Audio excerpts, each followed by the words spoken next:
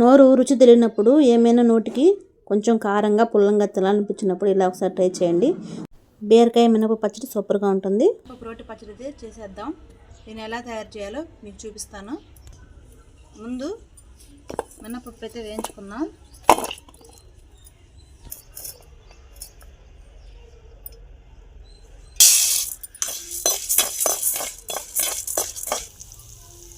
ధనియాలు, జీలకర్ర,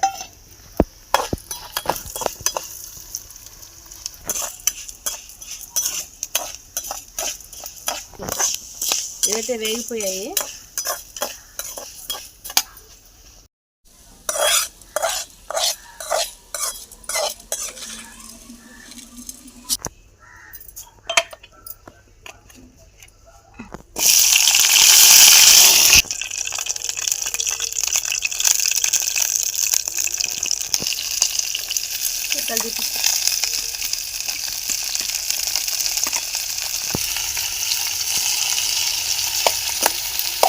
టమాటాలు, బీరకాయ, పచ్చిమిర్చి అన్నీ ఒకసారి ఇలాగే వాష్ చేసుకున్నాం.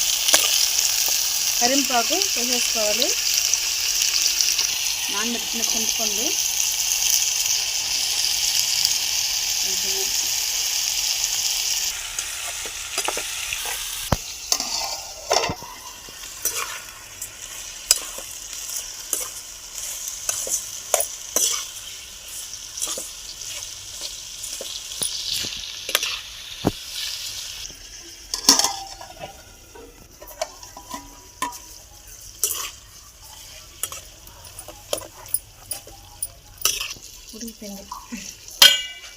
ఉడికిపోయింది. దీన్ని రోట్లో వేసేసి దంచేసుకున్నాం.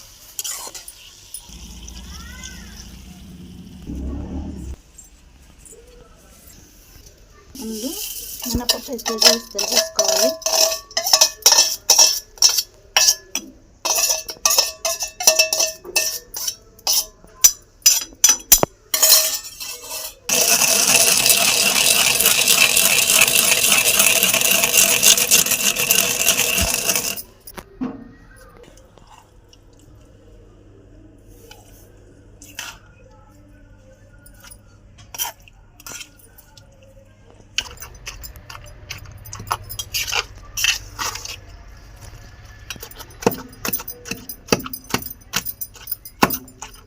ఇందాకలా కొంచెం అయితే ఉప్పు అయితే వేసుకున్నాము, తక్కువైంది. నేను మరి కొంచెం వేసుకుంటున్నాను.